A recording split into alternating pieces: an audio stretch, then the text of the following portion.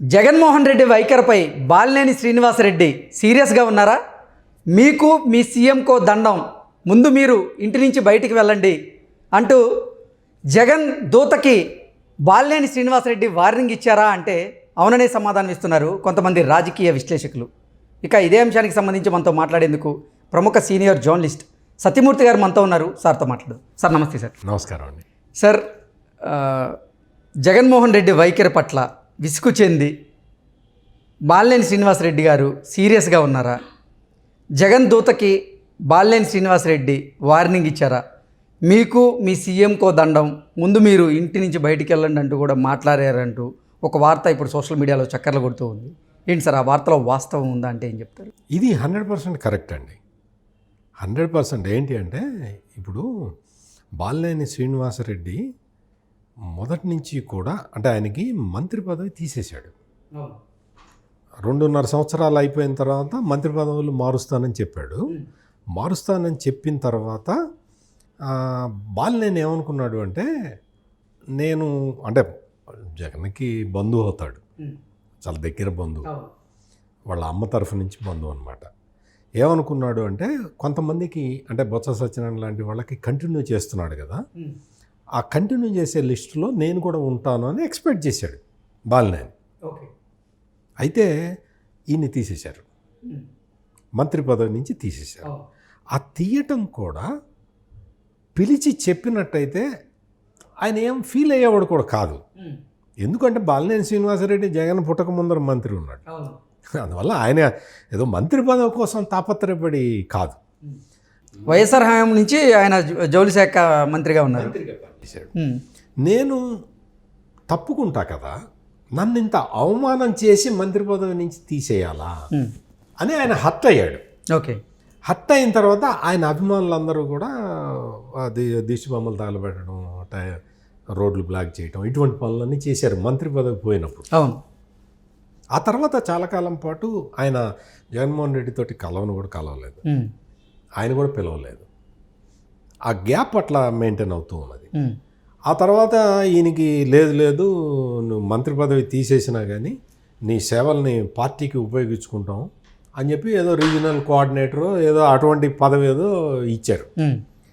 ఆ regional coordinator పదవి ఇచ్చిన తర్వాత పోనీ మరి ఆయనకి స్వేచ్ఛ ఉండాలి కదా, సీనియర్ నాయకుడు కాబట్టి ఆ రీజియన్ మొత్తాన్ని చూసుకునే బాధ్యత ఆయన మీద నువ్వు పెట్టినప్పుడు ఆయన ఏం చేస్తాడు, ఎమ్మెల్యేలకి లేకపోతే అక్కడ ఉన్న మంత్రులకి లేకపోతే పార్టీ క్యాడర్కి ఓ డైరెక్షన్ ఇస్తాడు కదా, ఇవ్వాలి కదా.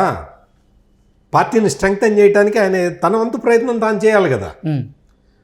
నువ్వు అక్కడికి తిరుపతి వెళ్ళొద్దు, నువ్వు ఒంగోలు నుంచి కదలొద్దు, నువ్వు ఇటు పోవద్దు, నువ్వు అటు పోవద్దు అని ఆయన మీద రిస్ట్రిక్షన్స్ పెట్టారు. దాంతో నాకు ఇదెందుకు అని చెప్పి ఆయన ఆ పార్టీ పదవికి రాజీనామా చేశాడు. ఆ తర్వాత అదంతా ఇట్లా జరుగుతూ ఉన్నది. మళ్ళీ ఏదో ఒక కాంప్రమైజ్ చేశారు మధ్యలో. కాంప్రమైజ్ చేసిన తర్వాత సరేలే అని రాజీనామా విత్డ్రా చేసుకున్నాడు పార్టీ పదవికి. ఏదో కంటిన్యూ అవుతూ ఉన్నాడు. ఈ విధంగా కంటిన్యూ అవుతున్న దశలో ఒంగోలు రాజకీయాల్లో, ఒంగోలు జిల్లా పాత ప్రకాశం జిల్లా రాజకీయాల్లో బాలినేని శ్రీనివాసరెడ్డి చాలా కీలకమైన మనిషి. అవును. అక్కడ ఒంగోలు టౌన్లో కొన్ని పరిణామాలు జరిగినాయి. ఏంటి అంటే, ఈ భూ కబ్జాలు అనే చిన్న మాట కాదు, అదొక పెద్ద ఫ్రాడ్. ఎట్లా అంటే, మీకు ఏదన్నా అక్కడ ఒక ఇల్లు ఉందనుకోండి, మీరు ఎక్కడో దూరంగా చెన్నైలోనో హైదరాబాదులోనో ఉద్యోగం చేసుకుంటున్నారు అనుకోండి, ఆ ఇల్లు ఖాళీగా ఉంది అని తెలిస్తే ఆ ఇంటికి సంబంధించిన లింక్ డాక్యుమెంట్లు వాళ్ళే తయారు చేసుకొని మీరు మళ్ళీ చెన్నై నుంచి వచ్చేటప్పటికి మీ ఇల్లు మీ దగ్గర మీకు ఉండదు. ఓకే. అంటే దొంగ డాక్యుమెంట్లు క్రియేట్ చేసి అక్కడ ఇళ్ళని కబ్జా పెడతారు. ఇటువంటి అతిపెద్ద స్కాండల్ జరిగింది అక్కడ ఒంగోలు ప్రాంతంలో. ఓకే. దీనికి సంబంధించి చాలా కాంట్రవర్సీస్ ఉన్నాయి. ఆ కేసులకు సంబంధించి బాలినేని శ్రీనివాసరెడ్డి మనుషుల్నే అరెస్ట్ చేయడం మొదలుపెట్టారు అక్కడ పోలీసులు. ఇంకొక పెద్ద స్థాయి నాయకుడు కూడా ఇన్వాల్వ్మెంట్ కూడా ఉన్నది. అంటే ఆ నాయకుడు ఇన్వాల్వ్మెంట్ ఉందో లేదో మనకు తెలియదు, కానీ వార్తలు అయితే అలా ఆ కార్యకర్తలు ఆయనకు సంబంధించిన మనుషులు ఇన్వాల్వ్మెంట్ ఉన్నది. వాళ్ళు ఎవరిని అరెస్ట్ చేయరు, నా మనుషుల్ని అరెస్ట్ చేస్తారా మీరు అని చెప్పి ఈయనకి అప్పుడే కోపం వచ్చింది. అంటే ఈ విధంగా నేను మొత్తం అసలు పరిణామ క్రమం మొత్తం చెప్పాను మీకు. అంటే బాలినేని శ్రీనివాసరెడ్డిని ఏ విధంగా అవమానం చేశారు, స్టెప్ బై స్టెప్ అవమానించారు. అవమానించిన తర్వాత ఆయన నీకు నీ టికెట్ వద్దు ఏమి వద్దు అని చెప్పి ఆయన అనుకుంటే విజయసాయిరెడ్డి కబురు పంపించాడు. విజయసాయిరెడ్డి కబురు పంపించి లేదు నేను జగన్ తోటి కల్పిస్తాను, నువ్వు వచ్చేసేయంటే ఆయన వచ్చాడు. ఆయన పాపం బాలినేని శ్రీనివాసరెడ్డి తిరుగుబాటు కూడా చేయలేదు. ఆయన ఓకే కానీ ఏదో పిల్లాడు చేస్తున్నాడు అని చెప్పి వచ్చాడు పాపం జగన్ని కలవటానికి. 3 రోజులు వెయిట్ చేశాడు. 3 రోజుల్లో జగన్మోహన్ రెడ్డి అపాయింట్మెంట్ అయ్యేవాళ్ళ. దాంతో ఈయనకి కోపం వచ్చి రిటర్న్ వచ్చాడు. రిటర్న్ వెళ్ళిపోయాడు. ఇంకా నేను సీఎంని కలవను, మీరు మీ ఇష్టం వచ్చింది మీరు చేసుకోండి అని చెప్పి వచ్చేసాడు. లేటెస్ట్గా ఏంటి అంటే ఎక్కడో చంద్రగిరి ఎమ్మెల్యే ఒక ఆయన ఉన్నాడు, చెవిరెడ్డి భాస్కర్ రెడ్డి. ఆయన్ని ఒక రాజకీయ దూతగా పంపించారు.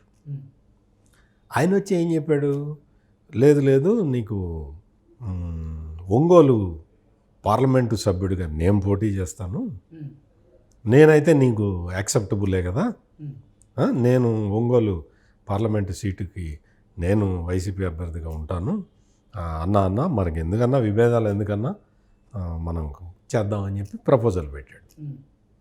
ఎక్కడ చంద్రగిరి, ఎక్కడ ఒంగోలు పార్లమెంటు, నీవు ఆయన వచ్చి ఇక్కడ పోటీ చేయటం ఏంటి? చంద్రగిరిలోనేమో ఇదే చెవిరెడ్డి భాస్కర్ రెడ్డి కొడుకు టికెట్ కన్ఫర్మ్ అయిపోయింది. ఇప్పుడు చెవిరెడ్డి భాస్కర్ రెడ్డి ఖాళీగా ఉన్నాడు, అందుకని చెప్పి ఇక్కడ వచ్చి కెలుకుతున్నాడు అనమాట. ఇది అంటే నేను ఇవన్నీ ఇంత ఎలాబొరేట్గా ఎందుకు చెప్తున్నానంటే జగన్మోహన్ రెడ్డి ఆడుతున్న ఈ పాలిటిక్స్, ఈ డేంజరస్ పాలిటిక్స్ ప్రజలందరూ అర్థం చేసుకోవాలని ఇంత ఎలాబొరేట్గా చెప్తున్నా.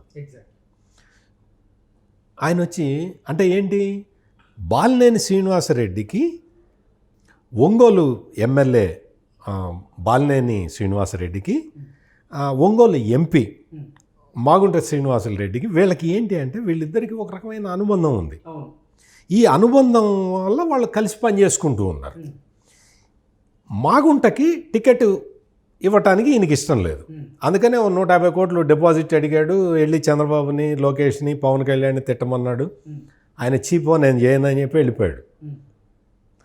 ఈయనేమో ఆయనకి టికెట్ ఇవ్వాలని పట్టుబడుతున్నాడు. అవును, ఇది అక్కడ ఉన్న సినేరియో అనమాట. అందుకని చెవిరెడ్డి భాస్కర్ రెడ్డి వచ్చి నేను ఒంగోలులో నేను పోటీ చేస్తాను, మన ఇద్దరం ఒకటే కదా అంటే ఏమన్నా ఒప్పుకోవటానికి బాలినేని శ్రీనివాసరెడ్డి ఏమన్నా చిన్నపిల్లాడా? అందుకని చాలాసార్లే పోవాయా, నువ్వు వద్దు, నీ సీఎం వద్దు, మీ పని మీరు చేసుకోండి అని చెప్పి పంపించాడు. ఇది ఇట్ ఈస్ ఎ ఫ్యాక్ట్. మీరు అడిగిన క్వశ్చన్లో ఎటువంటి తప్పు లేదు.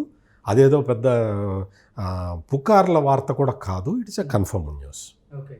అంటే ఒంగోలు ఎంపీగా కేవలం మాగుంట శ్రీనివాసరెడ్డికి మాత్రమే ఇవ్వాలి, వైవి సుబ్బారెడ్డికి ఎట్టి పరిస్థితుల్లో ఇవ్వకూడదు అని బాలినేని శ్రీనివాసరెడ్డి కండిషన్ పెట్టారు. ఆ కండిషన్కి జగన్మోహన్ రెడ్డి ఒప్పుకొని రాజ్యసభ ఖాళీలు ఉన్న నేపథ్యంలో వైవి సుబ్బారెడ్డి గారిని రాజ్యసభ ఎంపీగా పంపించబోతున్నారు. సో ఇక్కడ వేరే వాళ్ళని ఎంపీగా పోటీ చేయించే యోచనలో జగన్మోహన్ రెడ్డి ఉన్నారు, అందుకే రాయబారం పంపించారు. కానీ ఆ రాయబారాన్ని తిరస్కరించారనేది ఇక్కడ ప్రధానంగా ఉంది. ఇప్పుడు ఆ రాయబారమే చెవిరెడ్డి భాస్కర్ రెడ్డి. చెవిరెడ్డి భాస్కర్ రెడ్డి వచ్చి నేను ఒంగోలు ఎంపీగా పోటీ చేస్తానంటాడు. ఇక్కడ ట్విస్ట్ అదే. ఇప్పుడు వైవి సుబ్బారెడ్డి ఈ మొత్తం అసలు ఇదంతా ఈ డ్యామేజ్ జరగడానికి అంతా కారణం వైవి సుబ్బారెడ్డి అనేది బాలినేని శ్రీనివాసరెడ్డి ఆరోపణ. అటువంటి వైవి సుబ్బారెడ్డిని తెచ్చి ఒంగోలు ఎంపీగా పెడతారేమోనని చెప్పి ఈయన దానికి అడ్డు వేస్తున్నాడు. దానికి అడ్డేసి మాగుంటని ఎంపీ క్యాండిడేట్గా ఉంచాలి అనేది ఈయన డిమాండ్. కాదు వైవి సుబ్బారెడ్డి కాదు, మాగుంట కాదు, నేను వచ్చి పోటీ చేస్తానని చంద్రగిరి ఎమ్మెల్యే వచ్చి చెప్తున్నాడు వీళ్ళకి. ఇవన్నీ ఏంటి అంటే ఈ ఈ ఒకళ్ళ మీద ఒకళ్ళు చెప్పుకోవటం, ఈ డర్టీ పాలిటిక్స్ అన్నమాట. నేను ఇవన్నీ కూడా నేను మీతో ఇప్పుడు షేర్ చేస్తున్నవన్నీ కూడా నేనేదో ఆనందంతో చెప్పట్లే, బాధతోటి చెప్తున్నా. రాజకీయాలు ఈ స్థాయిలో వెళ్ళిపోతే ఎట్లా? ఇంత దారుణంగా ఈ కట్ త్రోట్ కాంపిటీషన్, ఒకళ్ళ మధ్య ఒకళ్ళకి పోటీలు పెట్టి, ఒకళ్ళ మీద ఒకళ్ళని ప్రయోగించి, ఒకళ్ళ మీద ఒకళ్ళని చాడీలు చెప్పి, వాళ్ళని ఇది చేసి, ఇట్లా చేస్తే ఎలా? ఆ ఆవేదనతోటే మీకు నేను ఇన్ని విషయాలు మీకు షేర్ చేస్తున్నాను.